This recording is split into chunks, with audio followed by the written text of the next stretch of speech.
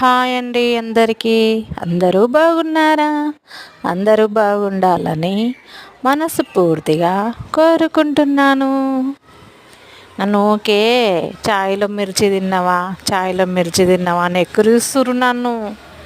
నేను మీ లావణ్యవద్దే, ఆమె వాళ్ళిద్దరు ఎక్కిరిస్తురు ఊకే నన్ను కదా. అవును తిన్నా అని చెప్తున్నా. లైవ్ కోంగానే మిర్చి తిన్నావా చాయ్లా అని అడుగుతున్నాను.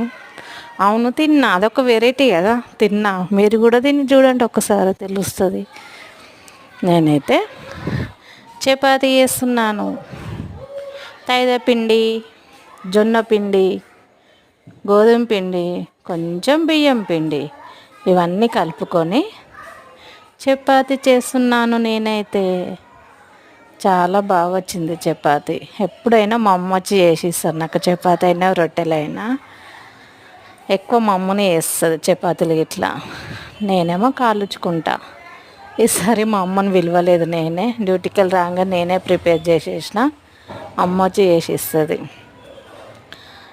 ఇంకా చపాతీలోకి పెసరపప్పు టమాటా ఉంది, అదే తినేస్తాం ఇప్పుడైతే.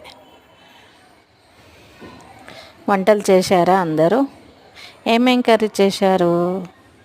కామెంట్ బాక్స్లో కామెంట్ చేయండి. అందరూ రండి జొన్న రొట్టెలు తినడానికి మా ఇంటికి. వస్తారా అందరూ? లైక్ చేయండి, సబ్స్క్రైబ్ చేసుకోండి ఫ్రెండ్స్, ఓకేనా?